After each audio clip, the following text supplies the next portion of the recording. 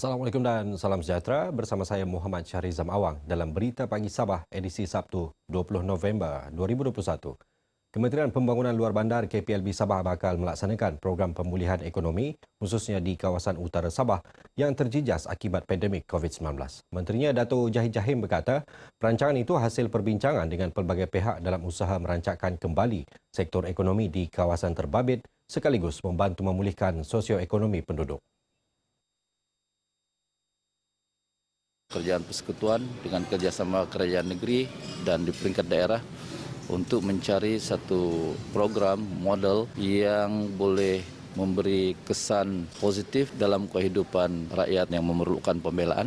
Bagaimana program itu dapat dilaksanakan dalam kos yang minima dengan impact yang maksimal dan dapat dinikmati segera hasilnya oleh rakyat.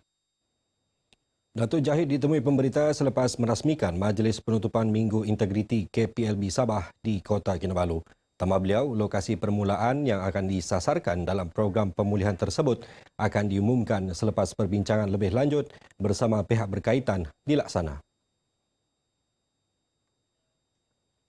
Sebuah klinik kesihatan akan didirikan di Pulau Mantanani, Kota Belud. Ia bagi memberi perkhidmatan kesihatan kepada lebih 1,000 penduduk di pulau yang turut menjadi tumpuan pelancong berkenaan. Menurut Timbalan Menteri Kesihatan, Datuk Dr. Nor Azmi Ghazali, permintaan daripada Jabatan Kesihatan Negeri Sabah JKNS itu telah diluluskan sebelum ini. Pewujudannya juga akan memudahkan pengurusan perkhidmatan kesihatan yang lebih baik. Permintaan itu dah lama dan telah diluluskan rolling plan RP3 RMK12. Jadi maknanya sudah ada dalam list menunggu giliran dalam RMK12. Jadi kita harap jadi kenyataan akan memudahkan hidup kesihatan, penjagaan kesihatan rakyat kita di Pulau Mantanani. Beliau berkata demikian kepada media selepas melakukan lawatan kerja ke Pulau Mantanani dan klinik desa Payas-Payas di Kota Belud. Dalam pada itu, Datuk Dr. Azmi turut berkesempatan memberikan sendiri suntikan dos penggalak ketika tinjauan pemberian vaksin kepada penduduk di Kampung Rampayan Laut dan Pulau Mantanani. Seramai 56 penduduk penerima suntikan dos penggalak manakala 4 individu menerima dos pertama vaksin Pfizer dan 2 penerima dos tunggal CanSino. Dalam perkembangan berkaitan, klinik desa Payas-Payas Kota Belud yang mengendalikan perkhidmatan kesihatan dua buah kampung iaitu Payas-Payas dan Kuala Abai akan dibaik pulih berikutan keadaan bangunan yang uzur dan rosak. Klinik desa ini juga dirancang dinaik taraf menjadi klinik kesihatan. Cadangan berkenaan seiring seruan agenda Nasional Malaysia Sihat yang dilaksanakan sehingga 2030. Penekanan diberi dalam bajet RMK12 baru-baru ini supaya memberikan penekanan kepada penyampaian perkhidmatan yang terbaik kesihatan. Inilah termasuk yang apa yang kita buat sekarang ni. Kita sedang fikir ke arah itu bagaimana kesihatan menjadi lebih baik. Dalam pada itu, Datuk Dr. Nor Azmi turut berkesempatan melawat klinik kesihatan Tenggilan Tamparuli. Turut hadir Pengarah Kesihatan Negeri Datuk Dr. Rosnani Mudin. Beralih ke perkembangan semasa COVID-19, satu kluster baru dikesan semalam iaitu kluster Mantailang Atas Tenom yang dikategorikan sebagai kluster institusi pendidikan. Menteri Kerajaan Tempatan dan Perumahan Datuk Seri Panglima Masidi Manjun dalam kenyataannya berkata, kes indeks merupakan seorang pelajar lelaki 19 tahun tinggal di asrama SMK Tenom yang didapati positif pada 13 November lalu. Saringan kontak rapat termasuk rakan kelas, rakan asrama dan ahli keluarga mendapati 15 orang lagi dijangkiti. Dalam pada itu, Sabah mencatatkan 543 kes baharu iaitu hanya tambahan 2 kes berbanding hari sebelumnya. Kota Kinabalu terus menjadi penyumbang utama kes baharu dengan 120 kes, diikuti Ranau dan Tuaran masing-masing 51 kes, Kota Belud 47 dan Penampang 40 kes. Daripada kes baharu berkenaan, hanya seorang dalam kategori 5, 5 pesakit dalam kategori 4 dan tiada pesakit bagi kategori 3. Baki kes lain adalah dianggap ringan iaitu 466 pesakit kategori 2 dan 65 pesakit kategori 1. Seramai 476 pesakit dilaporkan sembuh, menjadikan jumlah kumulatif sembuh kini 217,064 orang. Terdapat 15 kematian direkodkan iaitu di Beaufort, Kota Kinabalu, Tuaran, Keningau, Kota Belud, Kota Marudu, Kuala Penyu, Kudat, Penampang, Sandakan, Semporna dan Tawau. Seterusnya kita ikuti statistik terkini kes COVID-19 mengikut daerah dan kadar vaksinasi bagi Sabah.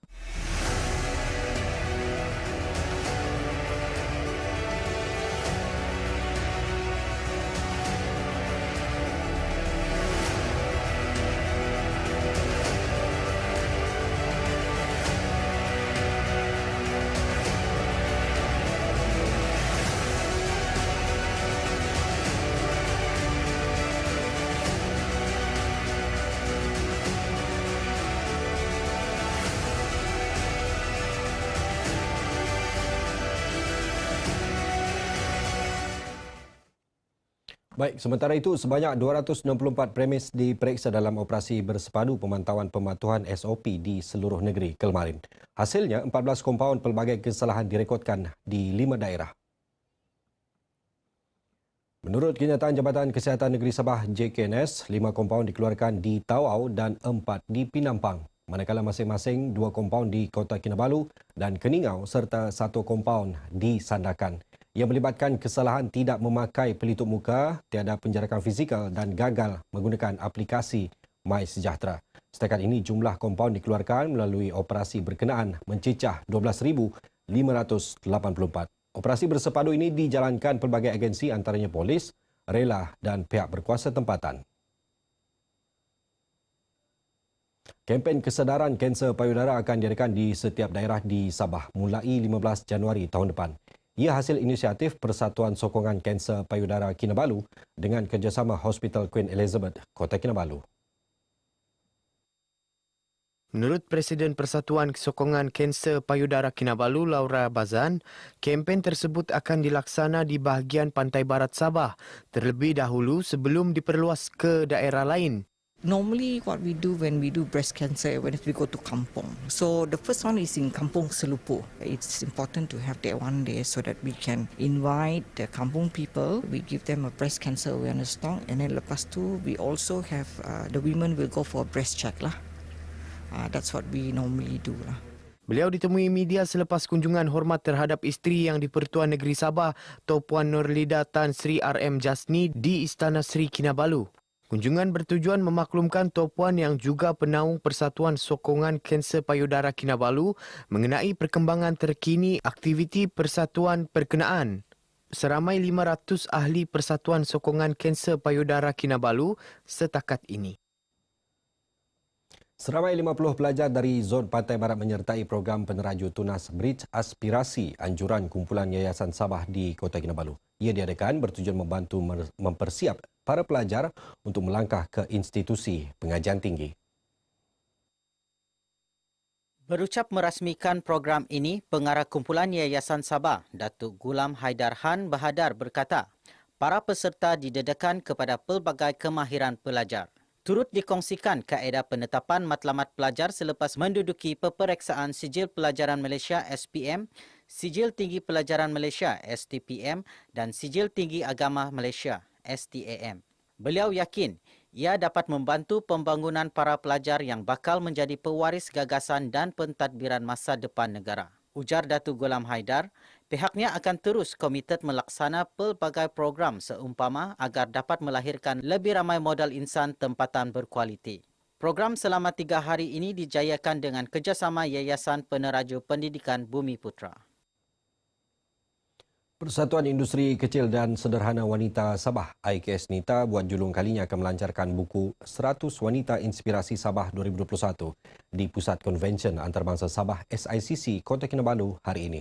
Buku menampilkan kompilasi kejayaan 100 wanita di Sabah itu mendapat kerjasama Kerajaan Negeri dan Universiti Teknologi Mara UiTM Cawangan Sabah. Presiden IKS Nita Sabah, Datuk Dayang Hajah Khadijah Datuk Bakhtiar berkata, buku tersebut bukan sahaja memberi inspirasi kepada wanita, malah membuktikan pengiktirafan kerajaan terhadap sumbangan dan kejayaan yang dicapai wanita di negeri ini. Dalam buku ini ada 100 wanita yang telah kami cari dari seluruh Sabah, dari berbagai sektor. Semua wanita-wanita ini pernah mewakili Malaysia ke peringkat antarabangsa, tetapi tidak pernah didokumentasikan dan mungkin ada yang tidak tahu kejayaan wanita yang ada di dalam ini. Beliau berkata demikian dalam sidang media khas pelancaran buku 100 Wanita Inspirasi Sabah 2021 di SICC. Majlis pelancaran buku tersebut dijangka disempurnakan isteri yang di-Pertuan Negeri, Toh Puan Nurlida Tan Sri RM Jasni. Satu penyelidikan diketuai oleh Universiti Malaysia Sabah UMS bersama rakan kongsi di Malaysia dan United Kingdom telah dibentangkan dalam persidangan perubahan iklim COP26 di Glasgow, Scotland baru-baru ini. Ia merupakan kajian mengenai kesan perubahan alam sekitar terhadap penularan malaria monyet di Sabah.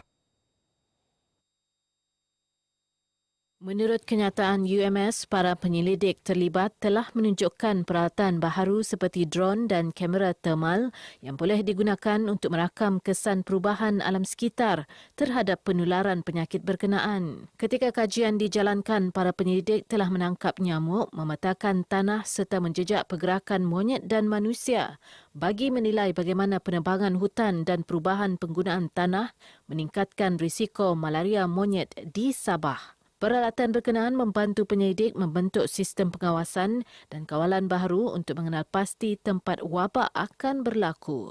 Sidang antarabangsa ini menghimpunkan pemimpin dari seluruh dunia untuk menilai cara terbaik mempercepat tindakan dalam menangani cabaran perubahan iklim global.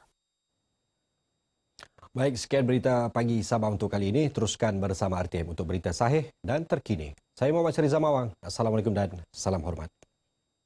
Jangan marah, jangan rasa kicik hati. Lagu ini bikin ramai-ramai